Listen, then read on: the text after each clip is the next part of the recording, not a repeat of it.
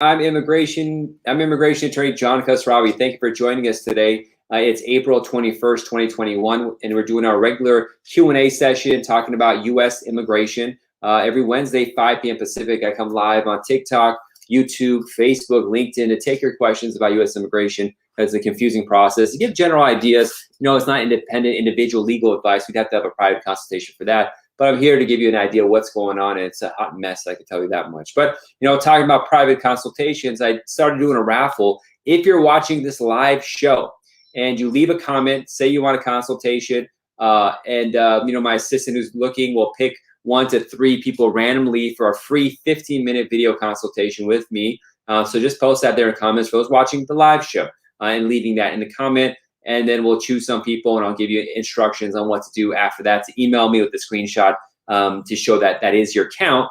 And then from there, we can schedule the free consultation, see what's going on with your case, and hopefully I could, give you some help on that. So we're about to get started in a second. The questions are going to try trickling in. What is going on with U.S. immigration? Well, the reality is, and we got our first question actually. What about immigration reform? There's nothing going on.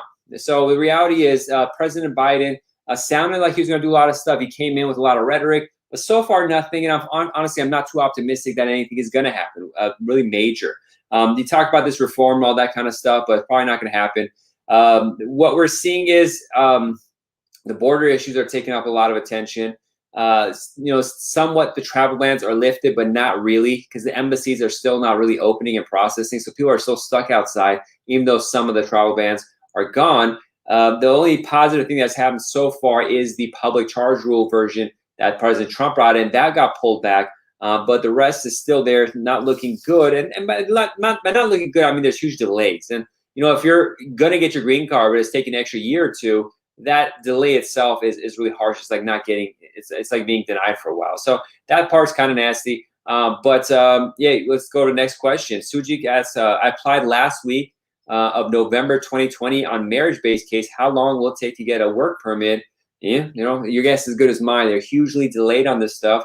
Usually work permits for adjustment of status would take 6 or 7 months, but it could take more. You don't know. Hopefully it's not more than 7 months. But that's just the nature of these delays with USCIS. Marlene says hi to you too, Marlene. Thank you for joining, and thank you everyone who's joining the show on TikTok and the other platforms as well. As I said, just leave a comment on the YouTube page only. So if you're going to do it on the YouTube page, it's only accepted. Comment you want a consultation, and we'll connect and take it from there. My assistant will tell me who won the raffle. I know at the 10-minute mark, 20-minute mark, and 30-minute mark.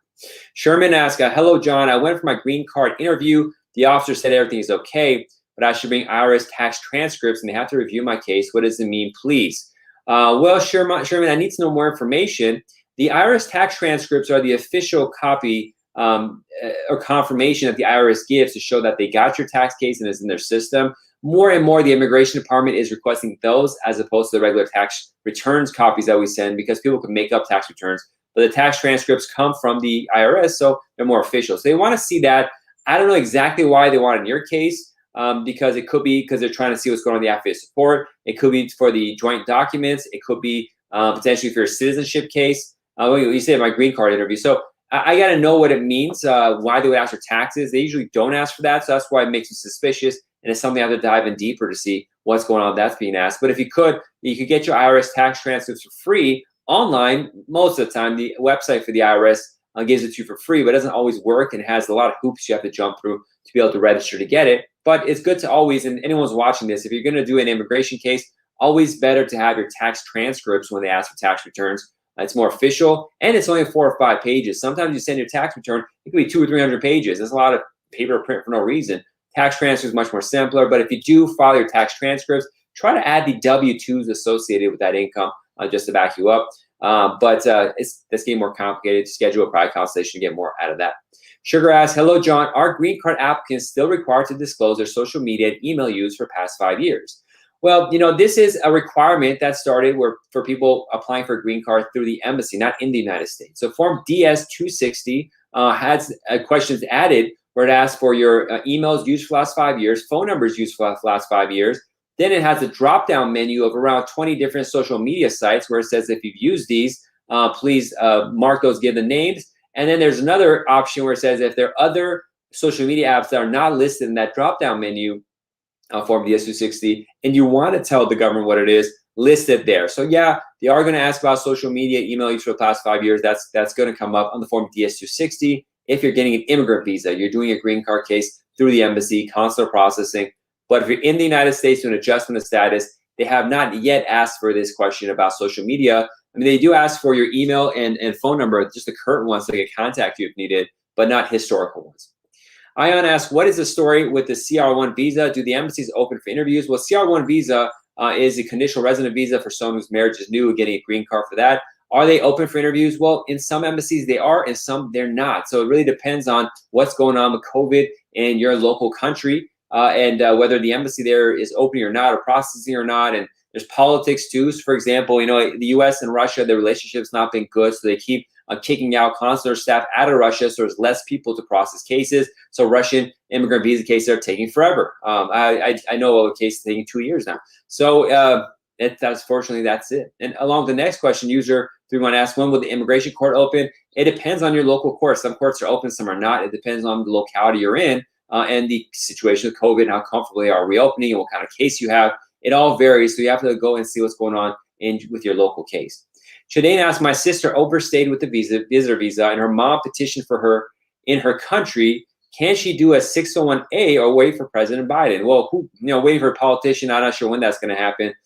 If your sister overstayed and your mom filed for her, she potentially can do a 601A. A 601A is a waiver for that overstay. And if you have a parent or a parent or a spouse that's a green card holder or citizen, potentially you can file for that waiver, that forgiveness. But one thing I would want to review is, how did your mom get a green card, but your sister didn't? Because sometimes if you had like an uncle or a grandparent that filed for your mom, and your sister might have been on that case, she could avoid having to do the waiver, just stay in the United States under a rule called 245I. So I got to see what's going on exactly in that case. But 601A may be possible, but it's not an easy open and shut case. There's a hardship requirement, extreme hardship, all this kind of stuff. You should talk with an attorney in private to check out their 601 case. MK asks, June, I got married from CDN and applied August and got receipts for PR. I mean, it's using a lot of initials, and W says nothing yet. Yeah, be patient. That's about it. Manuel 6.9 says, can I renew my work permit anywhere, or does it have to be with my lawyer? It's not about anywhere. You have to send paperwork to the government to renew. If you can use a lawyer if you want, or you don't have to. It's up to you if you want to use a lawyer or not, or use another lawyer. Firehead asks, sorry, I'm late on your show. My mom filed for me, and I'm the eldest son. I'm 35 years old. I'd like to know if I'm going to get through with the work permit and Social Security. I don't know, Firehead. I don't know anything about your case. That's only 2% of the information I need to be able to answer that question. So, schedule a private consultation. We'll go through it, see what's going on. Positive Vibes asks, my case I-485 says your case is ready to be scheduled for an interview. I applied November 2020, and I-130 says case received and retrieved my fingerprints. So yeah, you just got to be patient. When you file for adjustment of status from I-485, a green card from within the United States, eventually the online site where you can check to see what's going on in your case will switch and say you're ready to schedule an interview if an interview is required. That just means they accepted your initial documentation. So what's going to happen after that? I don't know. When they actually do the interview, it could be a week later. It could be a year later. It has no bearing on when the actual interview happens. The actual interview depends on how busy the local office that's going to do your interview is. Some have a lot of time. They'll come fast. Some are busy and they'll come later. Shuba asks, I filed for my I-751 removal of conditions on March 10th. I did not get any receipt notice. My green card is expiring soon. Yeah, I mean, March 10th, generally getting receipts is taking a long time. I didn't submit your case, so I don't know if you wrote the right amount for the check, you mailed it to the right place, if there was something missing in there, I don't know. But if you got everything together and it was proper, it could just be a delay. Maybe we made it. For I-751s, I gave the receipts in 4 to 6 weeks. If you filed March 10th, it's about that time. Hopefully it'll come, but it just varies. Hard asks, hi, Mr. John. Hi to you too. Thanks for joining. He too asks, when reform vote in the Senate? I don't keep track of Senate votes and stuff like that. That's like a waste of time. When it happens, it'll happen. There's going to be reconciliation too, where they got to match it up with the House. So this is a long-term thing. Manuel asks, thank you. My lawyer is charging way too much just for the service. Well, I'm sorry you think that way, but do what you got to do. It's your pocketbook. I completely understand. So Mike asks, my 2-year green card doesn't have my fingerprint on the lower right corner of the card. Is that a problem? No, if they didn't put your fingerprint, they did put your fingerprint. That's their issue. Yeah, that's about that. Now, as a reminder, we are doing a free raffle for a free consultation, 15-minute consultation by video with my office. What you have to do, if you're watching on one of the YouTube channels where we're live, just like the page, like this video conversation, and comment, say you like a consultation, and my assistant will randomly pick a person. Maybe, if we have some, Lawrence, just pick one person right now. We'll name off their name to get a free 15-minute consultation, just to throw it out there. I'll give you instructions once we give out the name of how to contact me. Lisa asks, what is the approximate time you're seeing for the Department of Labor coming back to the prevailing wage recruitment? I don't handle that stuff. My firm, my partnering firm, Green and Spiegel, handles that kind of stuff, but it's taken a while. Everything is delayed. And then recruitment to get your EAD, those are completely different processes. The Department of Labor part, EAD is after I-140, after filing I-485. So Lisa, just ask your employer, the attorney, they'll know. Shanae says, thank you as well. Thank you so much. Jarov asks, hello, sir. I have one question. My interview was done in December 2020, but immigration department has not replied yet. What do I do? It's been 4 months, but no reply. Well, try sending a letter to the officer that did your case and say, hey, can I help you with anything? If nothing comes for that after a couple of weeks, contact your local congressperson to help, and maybe ombudsman, or then maybe a lawsuit. But I want to see what's going on in your case so I can spot if there's any issues. But sometimes, these things just happen. Peace for All says, can you request to expedite a spousal visa approved by NBC? I mean, if you have a good reason, you can always expedite if it's a spousal visa. I mean, it depends on if the case is current or not. All spousal cases are current right now, so that's not a big deal. But you got to have a good reason, and it really depends on the embassy you're dealing with. So there's a lot of different factors going into it, but you could start out and give it a try. Why not? SAP asks, biometrics done last month. What's the next course of action for I-485? How long it takes for interview? SAP, there's no fixed time for the biometrics to do the interview. It just depends on when the government gets to your turn. You may have to do a medical if you haven't already. You might have a request for evidence, an RFE, asking for more information. I don't know the details of your case, so I can't give definite answer to that, what's going on. But that's that. They're right there. All right, Carmine asked, they denied my application because of wrong fees. Do I need to refile the whole application or fees? Well, if you give the wrong fees, they don't deny your application. They reject it. They just send the whole thing back so you can resend it with the proper fees. So, Myra, I need to see what's going on with your case to see if you got denied for wrong fees. So that doesn't make sense, but hey, anything's possible. Haji asks, I'm a K1 visa holder, a fiance visa holder. I've done my medical examination in my country right now.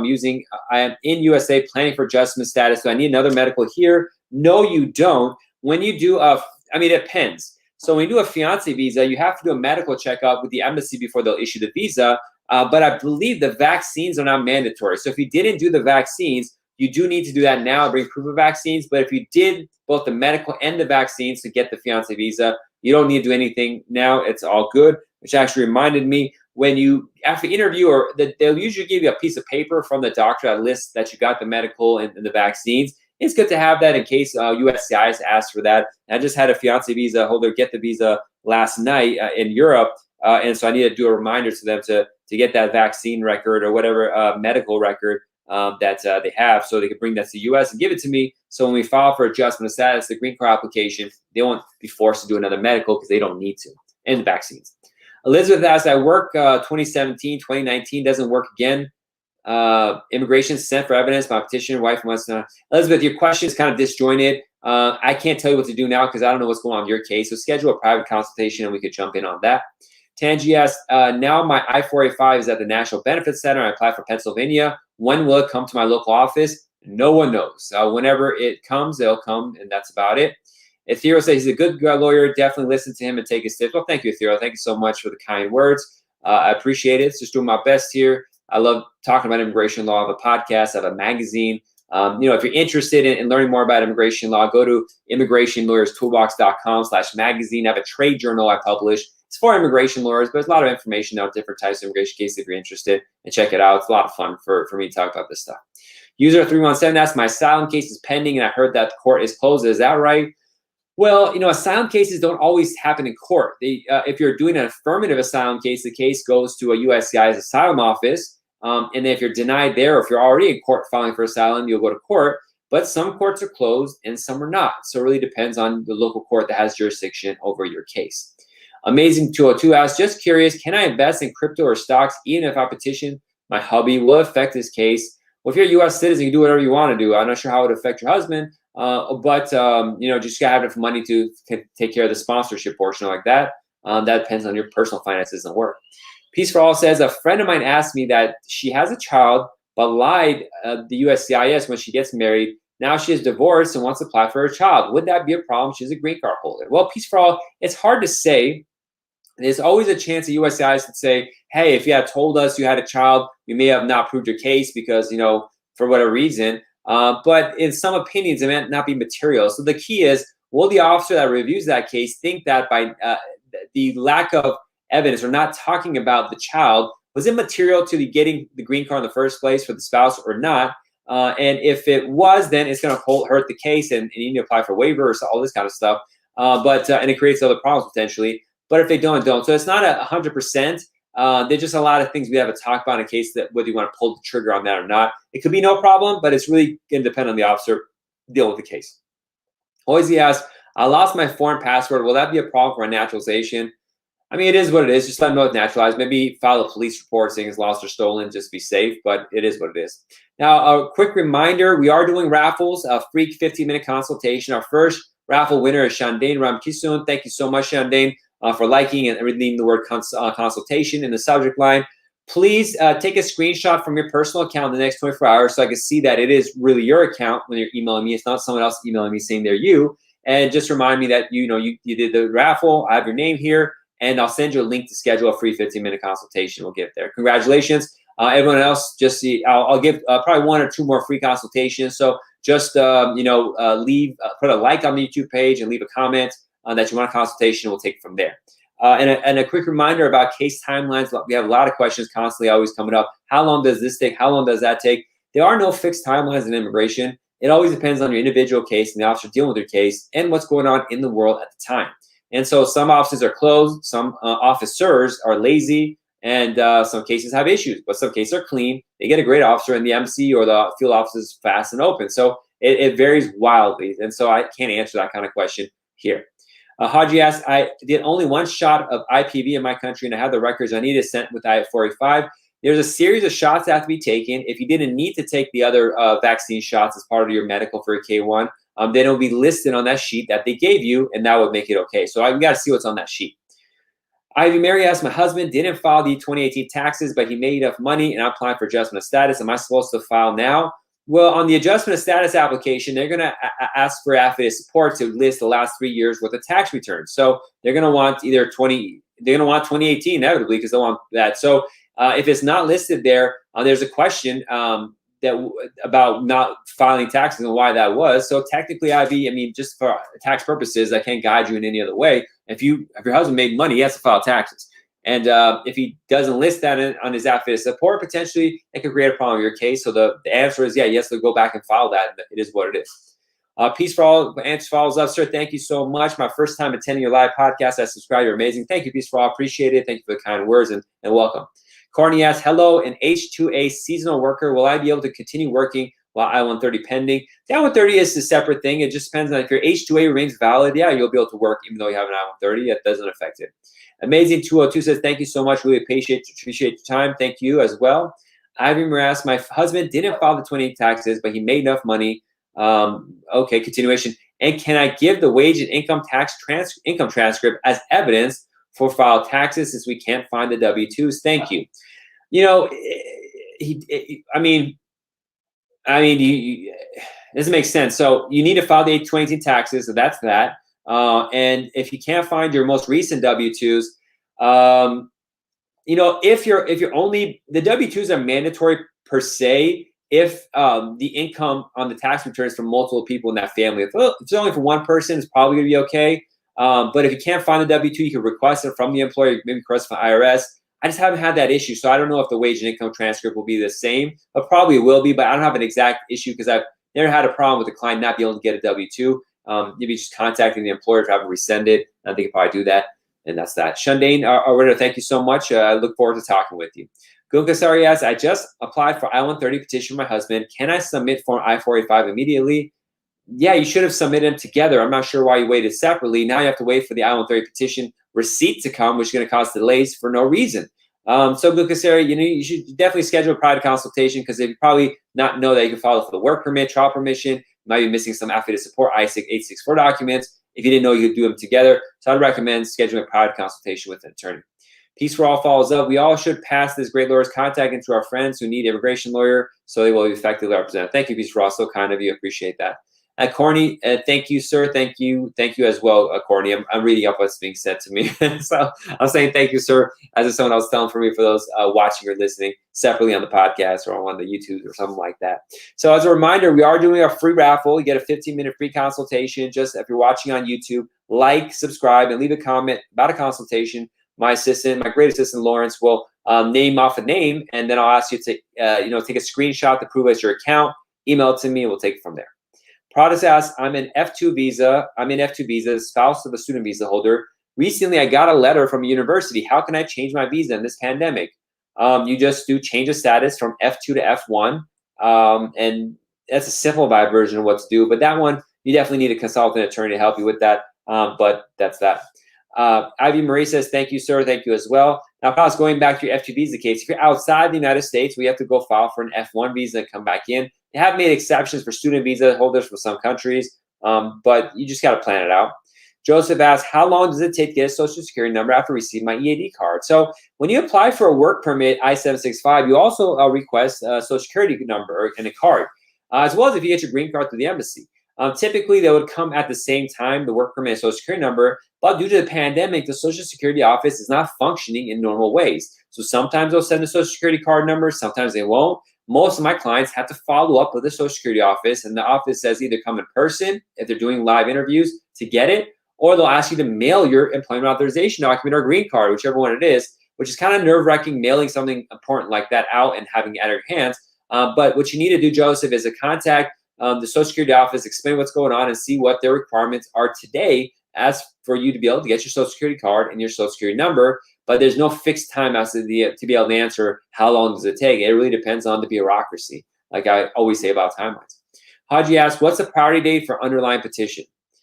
The priority date is the date that you started the case, which puts you in line for a preference category visa. So most family-based cases and all employment-based cases for green cards are backed up. There's a line. So the date that you filed and started the case is your priority date, and that's your place in line. And you could then know what's going on when your case is current, which means it's your turn, by checking a chart called the Visa Bulletin chart. If you go to Google and type in Visa Bulletin, you'll see these charts that have times and stuff. I have a lot of videos on this on my YouTube channels explaining it, so definitely check those out. Carmen asks, mine is very simple, family-based petition. I applied I-130 online, but they did not acknowledge it.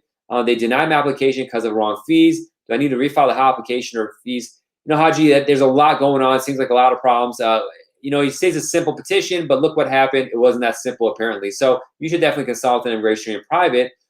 Please note, I forgot to talk about this. I have a guide, a free guide called the Ultimate Marriage Green Card Guide. Just go to www.marriageimmigrationlaw.com and download that. And it really breaks down. It's the best one out there. You'll really enjoy it, and there's a lot of information to help you in the green card process. I get so busy talking about the free raffle, I forgot about the free guide. So marriageimmigrationlaw.com, download the Ultimate Marriage Green Card Guide.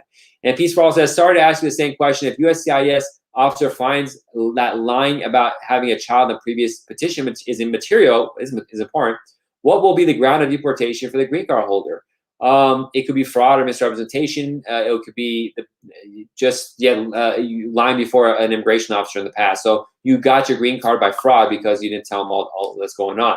And Peace for All, just to help you out, I'm gonna have you the winner of the second free consultation raffle. Just take a screenshot showing that the YouTube page where you posted from is your account. Then email me that screenshot to info@jqqlaw.com, and we'll schedule a time. Thanks again, and thanks for your questions. Kevin follows up and asks, hi, good evening, sir. I recently had an N400 interview descheduled, canceled due to unforeseen circumstances. Can you specify how long they'll take to reschedule? No, it could be a month, it could be 6 months.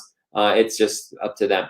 Joseph says, thanks, thank you as well. Positive Vibe asks, my uncle applied for my mom in F4 category in December 2007. How long will it take to complete the process? I can't answer specific timeline questions. What you need to do is go to the Visa Bulletin chart and check the F4 chart, and that'll give you an idea. And it depends on which country your mother was born in. So you got to put that together because it varies. If you're from Philippines, it's different than if you're from Canada. So that's why I can't answer that question without knowing more info. Then it goes into giving too much specific guidance. That'll be my client. So just check out the Visa Bulletin chart and see what it says there. Tangi asks, it's any problem to port I-485 to other office after 180 days? I'm not sure what you mean by that. You mean changing your job, porting it for another job? That's possible. I need to know what the details. Your job has to be same or similar circumstances, same kind of job. But Tangi, that's way too much of a detailed question to be able to answer here. We'd have to schedule a private consultation to get into all that. So check it out. And Positive Vibes follows up saying, I'm from India. Just Positive Vibes. I can't give, I got to sit and explain for 10 or 15 minutes what timelines are for the case before reviewing it. So just go to the visa bulletin chart and you get an idea of people born in India, how long their F4 categories are doing, and that would be the best way to do it. All right, so we have some more questions popping up. Now I'm losing my voice, so we're good. We're nearing the end. We have 5 more minutes. We'll take a couple of more questions. One question is from Haji. What to do if the case status says it's pending documents, but you already sent documents, there's no live customer service to speak to someone?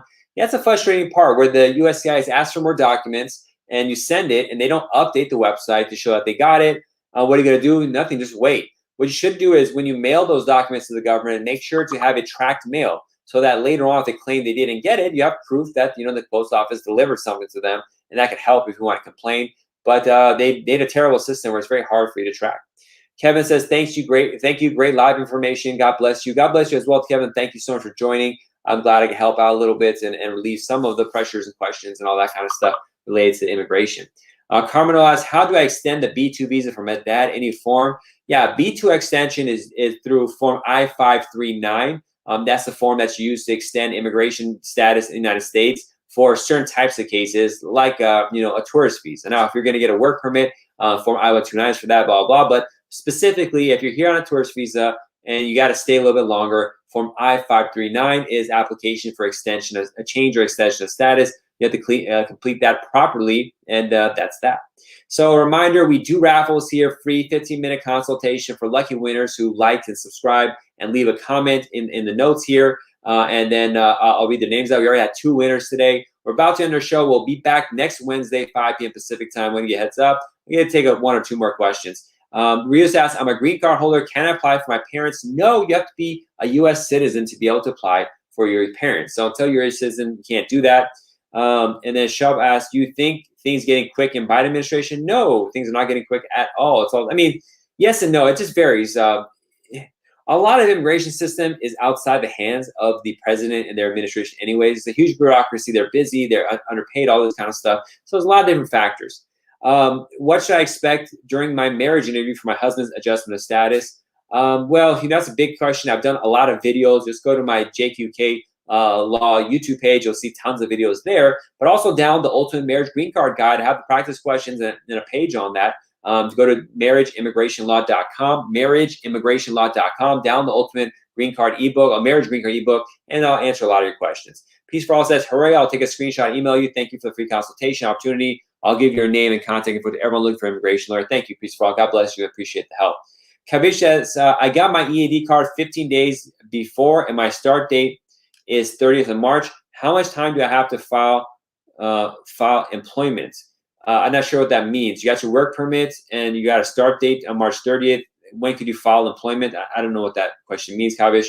Haji, yes, thank you so much for all the information. You've been very helpful, and we are thankful for all the help you provide. God bless. Well, God bless you too, Haji. Thank you so much. It's been a pleasure helping everyone out today and trying my best to do that. And thank you. I hope you all stay healthy and safe. Well, we're going to wrap it up. We say, raffle winner, thank you so much for everything. And Haji, I guess, is Lawrence telling me, is Haji the raffle winner? Is that what's happening? If it is, then Haji, just take a screenshot. Let me know that's your YouTube account. Email me, and that's 3 consultations popping up today. So thank you everyone for joining. It was a pleasure talking. I've been having consultations all day, so this throat's going to give out. I got to take a break and then start working on people's cases. But I love what I do, and I hope I could help you the same as I help my own clients. But God bless. Be safe, everybody. We'll be back next Wednesday, 5 p.m. Pacific, to take your questions. And, hopefully I'll do some more videos that are non-Q&A videos. I've had, listeners contact me and say, go back to your old videos. We love those too. Hopefully I'll find some time. I publish a magazine for immigration attorneys. It takes a lot of time. It's called the Immigration Lawyer Toolbox Magazine. And so that's been keeping me busy. If you're interested in immigration, all this kind of stuff, check it out. It's a fun magazine. All right, everyone. God bless. Be safe. See y'all soon. Bye-bye.